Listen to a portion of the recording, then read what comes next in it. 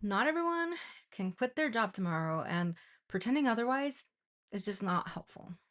In this video, I'll show you how to survive a pointless job strategically while protecting your mental energy and making sure the situation works for you while you plan your next move. You know that moment when you're staying late, you're trying to solve a problem, suddenly you stop and you think, wait, what is the point of all this? Tomorrow, there's going to be another emergency. The day after that, another one.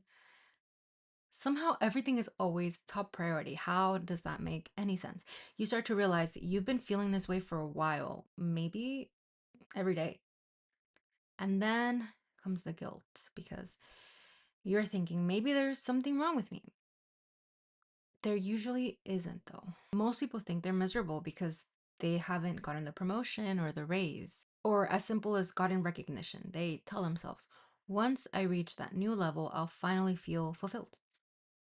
But then they get there and the feeling doesn't go away. This is because the real problem isn't usually money or title, it's misalignment. You've been chasing a version of success that may not actually be yours. Your brain is finally starting to notice. That's when people panic. They assume something is broken, when in reality, they're becoming aware, and that's a good thing.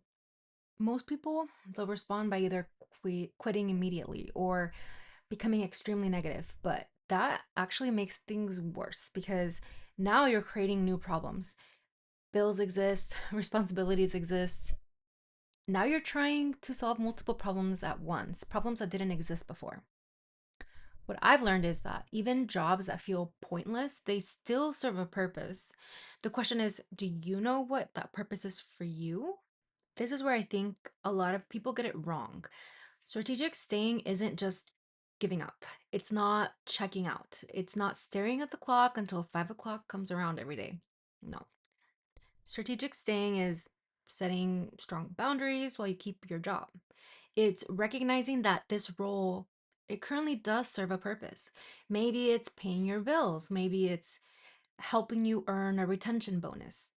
Maybe even it's giving you a schedule that works for your family. It could be a number of things, funding your next move, so on and so forth. The mindset then becomes this job is helping me accomplish something important to me right now. And until that purpose changes, I can continue working strategically. The first thing you need to do is protect your emotional energy. You need to stop attaching your entire identity to your work. Yes, care about your job, but don't let it become your entire life. Create boundaries. Decide when you're available. Decide how emotionally involved you're willing to become. You can be kind without carrying everyone's problems.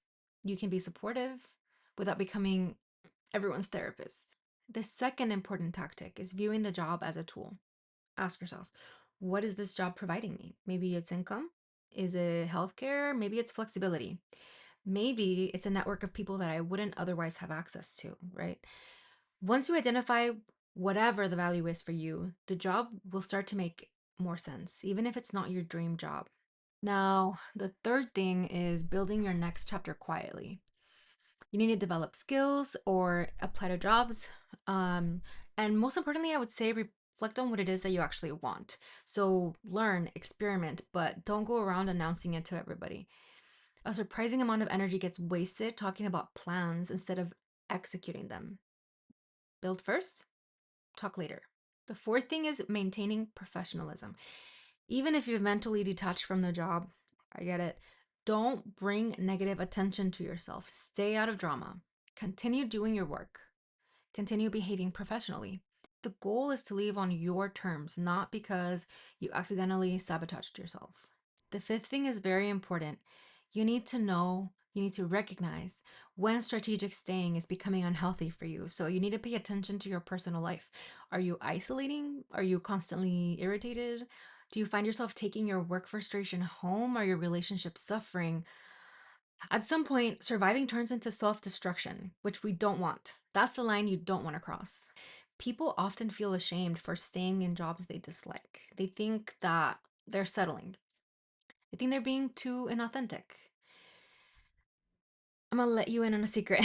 Social media has convinced a lot of people that every career move needs to be exciting and meaningful, but the truth is so much more simple. If we didn't have bills to pay, I'm sorry, but I don't know if most of us would be there. Work can serve multiple purposes, and there's nothing wrong with acknowledging that. Not out loud in your job, obviously, but so here's what to do instead. What should you focus on during this phase, right? So, your health, your energy, your confidence, your next move, obviously. You need to stop expecting your job to be your daily source of happiness. And one mindset shift that helps is this. I am temporarily exchanging my labor for something valuable. Maybe that's financial stability, maybe that's freedom, the ability to live wherever you want, whatever it is, define it clearly because when you know what you're getting in return, the work is going to feel way more intentional. Now, if you remember just one thing from this video, let it be this. Your job is only one part of your identity, it's not the whole thing. If you're in a season where work feels pointless, that doesn't mean you are. Sometimes the smartest move isn't leaving immediately. Sometimes it's staying strategically until the timing is right for you. So protect your energy, build your next move, and leave when it's convenient for you, not when your emotions demand it. If this resonated at all with you, subscribe, please. I'll keep sharing the workplace lessons most people learn the hard way. One quick final note here. If you're working toward a promotion or you're simply trying to become more strategic in your career, don't forget I have a brand new, it's free promotions readiness scorecard. It's linked down below if you want to check it out. Otherwise, I'll see you in the next video.